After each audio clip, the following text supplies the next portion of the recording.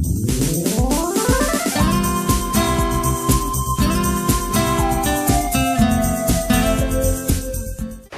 चाहता हूँ कि उनकी बहुत सारी नज़में बड़ी मकबूल हैं, खासकर एक नज़्म जिसका मैं भी बड़ा कायल हूँ, लेकिन मैं खुशनसीब हूँ। और एक शेर मुझे किसी का याद आता है कि बंद रखते हैं ज़ुबान लब नहीं खोला करते, चांद के सामने तारे नहीं बोला करते। तो इस बार मेरे दोस्त, मेरे करम फरमा डॉक्टर मेहताब आलम साहब यहाँ पर हैं, तो मैं चाहता हूँ कि इस बार वो इस सिलसिले को, क्योंकि वो एंकरिंग करते रहते हैं, तो इससे पहले कि मैं लड़खड़ा जाऊँ और अपनी कमज़ोरी को आपके सामने लाऊं, मैं चाहता हूँ कि इस बार उस नज़्म के लिए जो मैं भी बहुत पसंद करता हूँ, गांव का एक मंजर अतुल साहब ने पेश किया है, मैं चाहता हूँ कि मेहताब साहब अपने तरीके से उनका इंटरव्यू दें या उनसे वो नज़्म सुने। दोस्तों, शायरी की जितनी भी अहनाफ फ़ख़्र है सब अपनी जगह जामे और मुकम्मल है, लेकिन अगर हम नज़्म की बात करें जिसमें पाबंद नज़्म की बात की जाए, आदाब नज़्मों की बात की जाए, मुअर्रर नज़्मों की बात की जाए, तो सभी अपने अपने फ़न के लिए जानी और पहचानी जाती हैं। अगर हम अतुल अग्रवाल साहब के फ़न की बात करें तो उनकी नज़में जिसमें हमें हिंदुस्तानी अनासिर नज़र आते हैं और उसको पढ़ने और सुनने के बाद एक शख्स न सिर्फ हिंदुस्तान की तहजीब से वाकिफ़ होता है, बल्कि उन हमारी हिंदुस्तान की जो गंगा जमुनी तहजीब है, और हम जब लफ्ज़ों की आमेज़िश की बात करते हैं तो हमें उर्दू और हिंदी के लफ्ज़ों का इस तरह से एक संगम दिखाई देता है जो हमें इस साहित्य के दूसरे शोरा के यहाँ नहीं मिलता है। मैं अतुल जी से गुजारिश करूँगा कि अपनी नज़्म पेश करें। दोस्तों, ये वाक़या मेरे और आपके सब के बीच का है, क्योंकि यहाँ पर हम सब लोग बेवतन हैं। कोई किसी गांव से आया है, कोई अपना घर छोड़कर आया है, और यहाँ कहीं ना कहीं इस नज़्म में थोड़ी सी सच्चाई है कि जब मैं अपने घर का पुश्तैनी मकान बेच चुका होता हूँ और वो जगह मैं 20-25 साल बाद फिर जाता हूँ, तो मेरे आपके ज़हन में क्या चीज़ें उठती हैं वो मैं दे रहा हूँ।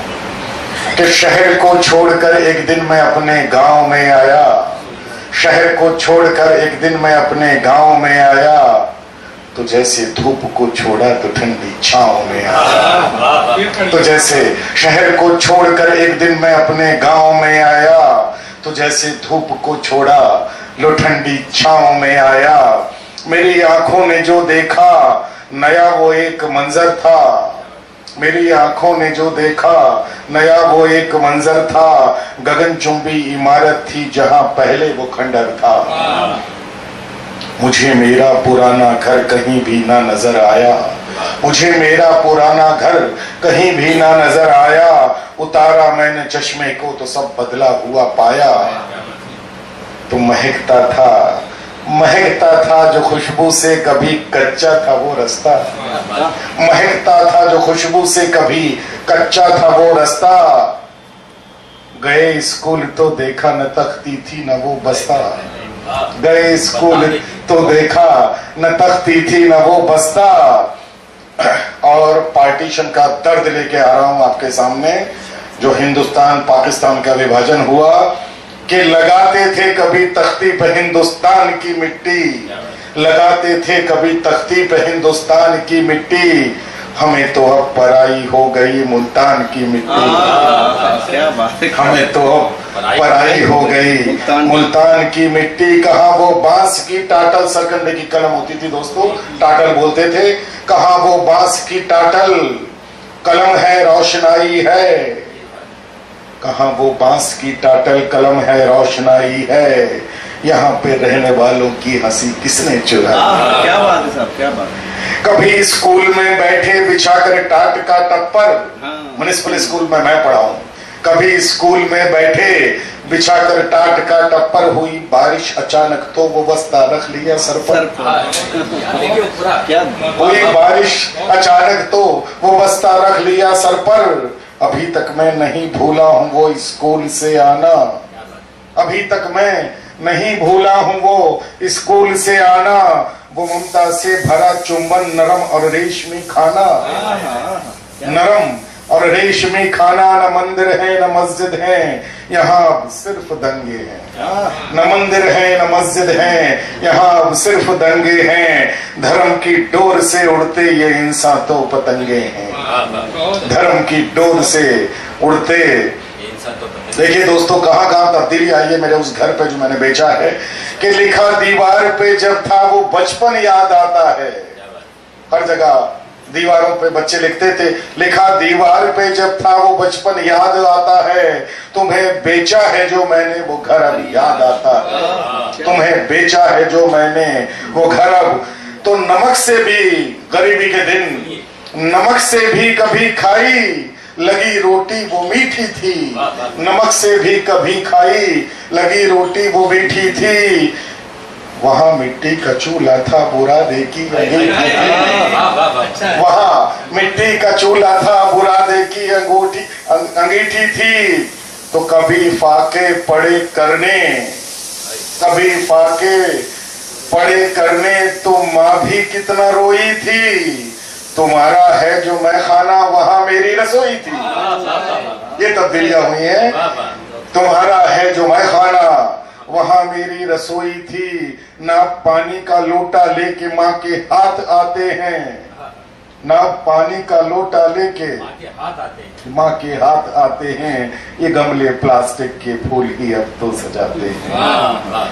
और दोस्तों, ये महफिल में जो हो रहा है मेरे घर पर, पुश्तैनी घर में, कि चबाकर पान को मुंह में, चबाकर पान को मुंह में जहां सब पीक सी मारे, चबाकर पान को मुंह में जहां सब पीक को मारे। कभी ममता के आंचल से सनी थी वो दीवार, कभी ममता के आंचल से सनी थी वो ही दीवारें। तो जिना था जिनको मिट्टी से वो दीवारें चमकती हैं। यहाँ माँ बाप के श्रमजल की बूंदें भी दमकती हैं। तो उतर कर रो।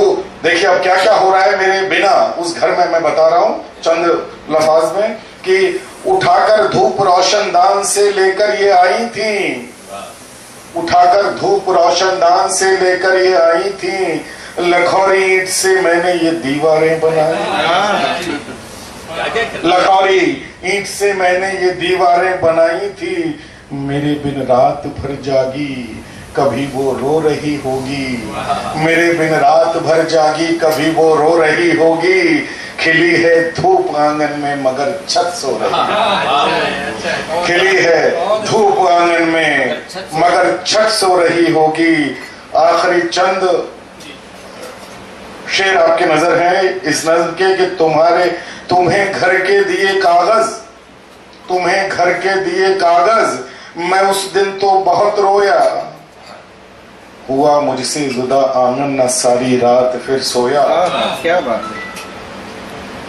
हुआ आखिरी 3-4 शेर और हैं इसमें, कि एंड आ रही है मैं नज़म का, देखिएगा क्लाइमैक्स, कि दिमागों के खलल में तो अगर दिल की जरा चलती, दिमागों के खलल में तो अगर दिल की जरा चलती, तो शायद मैं नहीं करता कभी इतनी बड़ी गलती, तो शायद मैं नहीं करता। तुम्हारा है पता अब ये, तुम्हारा है पता अब ये मगर चिट्ठी मुझे दे दो, तुम्हारा है पता अब ये मगर चिट्ठी मुझे दे दो। मेरे चूल्हे से जो निकली है वो मिट्टी मुझे दे दो, मेरे चूल्हे से जो निकली है वो मिट्टी मुझे दे दो। जहां बचपन, आखिरी 3 शेर, जहां बचपन गुजारा था यही मेरा तो वो घर है। तुम्हारा ये मकान देखो मेरी यादों का खंडर है। न जाने कब से छूटा है मुझे मेरा शहर दे दो, न जाने कब से छूटा है मुझे मेरा शहर दे दो। मैं तुमसे मांगता हूँ मुझको वापस मेरा घर दे दो। मैं तुमसे, और आखिरी शेर पे आशीर्वाद चाहूंगा, कि मुझे मालूम है, मुझे मालूम है मैं शय पराई लेने आया हूँ, मुझे मालूम है मैं शय पराई लेने आया हूँ, मगर मैं जिंदगी भर की कमाई देने आया हूँ। दोस्तों, आपने देखा कि किस तरह से अतुल अग्रवाल साहब ने एक नज्म के हवाले से हमें उन तमाम रवायात से वाकिफ कराया जो हमारी तहजीब का हिस्सा रहे हैं। अतुल साहब नज्म पेश कर रहे थे और चंद अशार जो है मेरे जहन में जो हुए, कि एक शख्स जब वो अपने घर से निकल कर कहीं जाता है और शहर में रहता है तो शहर की अपनी तहजीब होती है, अपनी रवायत होती है और उसके अपने ज़रूरियात ज़िंदगी होती है। लेकिन वतन से जो इश्क होता है वो क्या होता है? वतन से इश्क है इसलिए कहीं नहीं जाते, हमें बुलाती है दुनिया हम ही नहीं जाते। तो ये जो है जो नए शेर हुए कि आज तक याद है उल्फत के फसाने कितने, आज तक याद है, जो अभी अतुल जी ने जनरल पेश उसके हवाले से है। और मैं उस पे बात को लाना चाहता हूँ कि इन्होंने जो अपना वतन छोड़ा है कुछ ज़रियात ज़िंदगी के लिए, तो उसका जो कर्ब है घर को जो छोड़ने का, वतन को छोड़ने का, या कहीं पे लोग जो माइग्रेट होते हैं किसी वजह से जो हिजरत करते हैं उसका दर्द क्या है, जिसको पेश करने की कोशिश कर रहा हूँ कि आज तक याद है उल्फत के फसाने कितने, रंज सहना है हमें और न जाने कितने, बेवफा होने में सदियां तो नहीं लगती हैं, एक ही पल में बदलते हैं जमाने कितने।